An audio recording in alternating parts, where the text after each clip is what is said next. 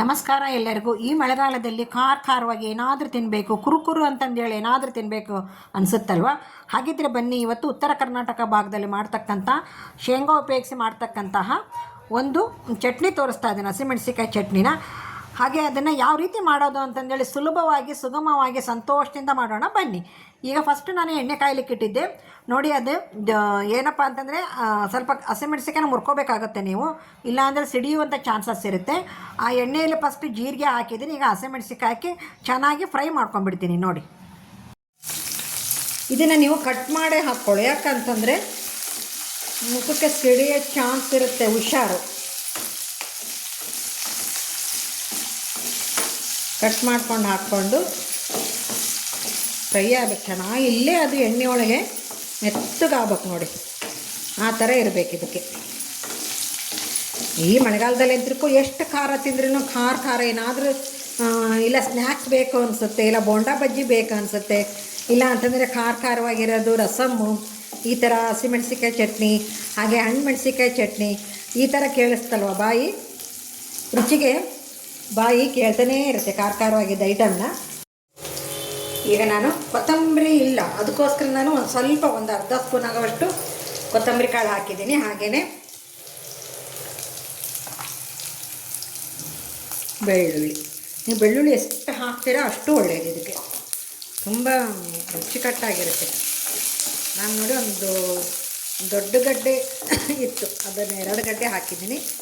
ಈಗ stove off ಮಾಡ್ಕೊಂಡ್ಬಿಡ್ತೀನಿ ನೋಡಿ. ಇಷ್ಟಾದರೂ ಆಗಲೇಬೇಕದು, ಇಷ್ಟು ಕೆಂಪು ನೀವು ಹಸಿಮೆಣಸಿಕಾಯಿ ಬೇಯಲೇಬೇಕು ಎಣ್ಣೆಯಲ್ಲಿ, ಆವಾಗಲೇ ಖಾರನೂ ಕಡಿಮೆ ಆಗುತ್ತೆ, ಹಾಗೆಯೇ ತಿನ್ನಲಿಕ್ಕೂ ರುಚಿ ಅನಿಸುತ್ತೆ ನೋಡಿ. ಇದು ಸ್ವಲ್ಪ ತಣ್ಣಗಾಗಲಿ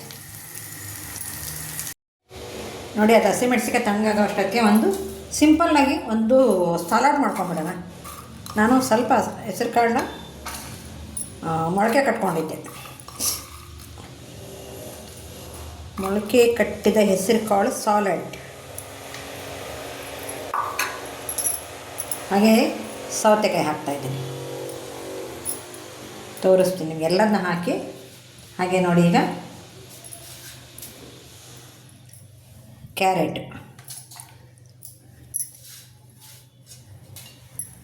ಹೆಸರು ಕಾಳು, ಮೊಳಕೆ ಕಾಳು, ಕ್ಯಾರೆಟು, ಹಾಗೆ ಸೌತೆಕಾಯಿ, ಹಾಗೆ ನೆನೆಸಿದಂತಹ ಶೇಂಗಾ,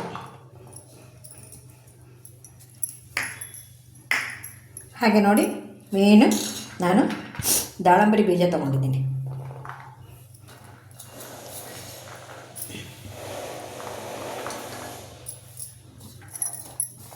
ತುಂಬ ಚೆನ್ನಾಗಿರುತ್ತೆ, ಒಂದು ಖಾರವಾಗಿ ತಿನ್ನುವಾಗ ಇದು ಒಂದು ಸಾಲಡ್ ಚೆನ್ನಾಗಿರುತ್ತೆ. ಅದು ಖಾರ, ಇದು ಒಂಥರ ಏನಪ್ಪ ಅಂತಂದರೆ ಸ್ವೀಟು ಎಲ್ಲ ಇಟ್ಲಾಗೆ ಬಾಯಿ ಖಾರ ಆದಾಗ ಇದನ್ನು ಹಾಕ್ಕೊಂಡು ತಿನ್ಲಿಕ್ಕೆ ಮಜಾ ಅನಿಸುತ್ತೆ ನೋಡಿ. ಹಾಗೆ ನೋಡಿ ಒಂದು ಸ್ವಲ್ಪ ಕಾಯಿ ತುರಿ,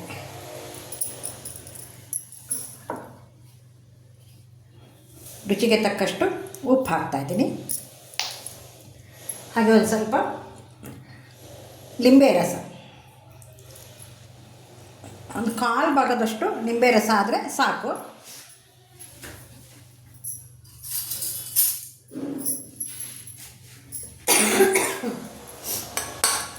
ಯಾಕೋ ಶೀತ ಆದಂಗೆ ಅನಿಸ್ಬಿಟ್ಟಿದೆ ನೋಡಿ. ಇವೆಲ್ಲವನ್ನು ನಾವು ಮಿಕ್ಸ್ ಮಾಡಬೇಕು.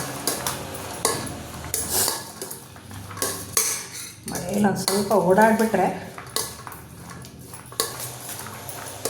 ಓಕೆ ನೋಡಿ. ಇಷ್ಟೇ ಕಟಿ ರೊಟ್ಟಿ ಅಂತೀವಲ್ಲ, ಕಟ್ಟಿ ರೊಟ್ಟಿಗೆ ಈ ಥರ ಹಸಿಮೆಣಸಿಕಾಯಿ ಚಟ್ನಿ ಹಾಗೆ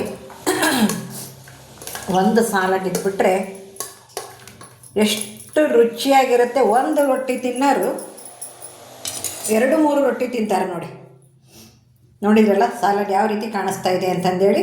ಬನ್ನಿ, ಈಗ ಹಸಿಮೆಣಸಿಕಾಯಿ ಅದು ಹುರಿದಿದ್ನೆಲ್ಲ ತಣ್ಣಗಾಗಿದೆ ಅಂತ ನೋಡ್ಕೊಂಬಂದ್ಬಿಡೋಣ. ಕಲ್ಲಲ್ಲಿ ಕುಟ್ಟಿದ್ರೆ ಮಾತ್ರ ತುಂಬ ರುಚಿಯಾಗಿರುತ್ತೆ.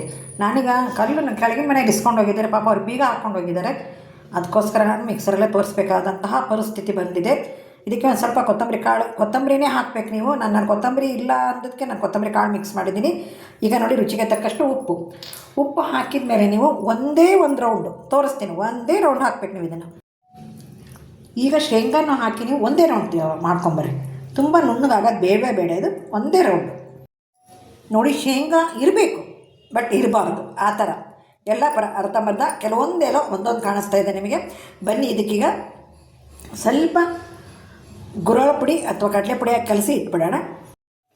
ಚಟ್ನಿ ಮತ್ತು ಸಾಲಡ್ಡು ರೆಡಿಯಾಗಿದೆ. ಈಗ ನೋಡಿ ರೊಟ್ಟಿನ ಈ ರೀತಿ ನಾನು ಕಟ್ಟಿ, ಏನಂತೀರಿ ನೀವು, ನಾವು ಕಟ್ಟಿ ರೊಟ್ಟಿ ಅಂತೇವೆ ಇಲ್ಲಿ. ಈ ಥರ ಹಪ್ಪಳದ ಥರ ಇರುತ್ತೆ ಇದು. ಸುಟ್ಟು ನಾವು ಒಣಗಿಸ್ಬಿಟ್ಟಿರ್ತೀವಿ, ಇಲ್ಲ ಒಲೆಯಿಂದನಾದರೂ ಇಟ್ಟಿರ್ತೀವಿ, ಗ್ಯಾಸ್ ಸ್ಟವ್ವಿಂದನಾದರೂ ಇಟ್ಟಿರ್ತೀವಿ, ಅದು ಗಟ್ಟಿ ಆಗಿಬಿಡುತ್ತೆ. ಈಗ ನೋಡಿ ಎಣ್ಣೆ ಇಟ್ಟಿದ್ದೀನಿ, ಎಣ್ಣೆಯಲ್ಲಿ ಅದನ್ನು ಈ ರೊಟ್ಟಿನ ಕರೆದು ಸರ್ವ್ ಮಾಡಿಬಿಡ್ತೀನಿ ನಾನು. ನೋಡಿ ಈಗ ಎಣ್ಣೆ ಕಾದಿದೆ. ಸಣ್ಣ ಉರಿಯಲ್ಲಿ ನಾನು ಈ ರೊಟ್ಟಿನ ಕರೆದ್ಬಿಡ್ತೀನಿ. ಈಗ ನೋಡಿ ಯಾವ ರೀತಿ ಸುಡ್ತಾ ಇದೆ ತೋರಿಸ್ತೀನಿ.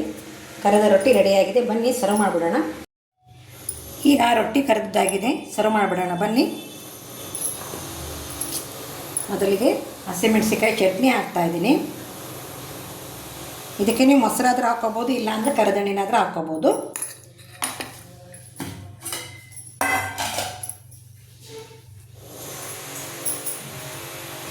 ನೆಕ್ಸ್ಟು ನಾನು ಸಲಾಡ್ ಮಾಡಿದ್ನಲ್ಲ, ಸಲಾಡ್ ಹಾಕ್ತಾಯಿದ್ದೀನಿ. ಹೆಸರು ಕಾಳು ಮೊಳಕೆ ಕಟ್ಟಿದ ಸಲಾಡ್, ದಾಳಿಂಬೆ ಹಣ್ಣು, ಕಾಯಿ ತುರಿ, ಸೌತೆಕಾಯಿ ಎಲ್ಲ ಮಿಕ್ಸ್ ಆಗಿದೆ. ಇದು ಏನಪ್ಪ ಡಯಟ್ ಮಾಡ್ತಾರಲ್ಲ ಅವ್ರಿಗೆ ತುಂಬ ಉಪಯೋಗ ಬರುತ್ತೆ ನೋಡಿ. ಇದು ಡಯಟ್ ಮಾಡೋರಿಗೆ ತುಂಬ ಅನುಕೂಲ. ಹಾಗೆ ಬರೀ ಬಾಯಲ್ಲಿ ಸಹ ತಿನ್ಬೋದು ಇದನ್ನೇನು. ಈಗ ನಾನು ನೋಡಿ ಕರೆದಂತಹ ರೊಟ್ಟಿ ಇಡ್ತಾಯಿದ್ದೀನಿ. ಶಬ್ದ ಕೇಳಿಸ್ತಾ ಇರಬೇಕಲ್ಲ, ಪೂರಿ ಥರ ಆಗಿಬಿಡುತ್ತೆ ನೋಡಿ ಇದು.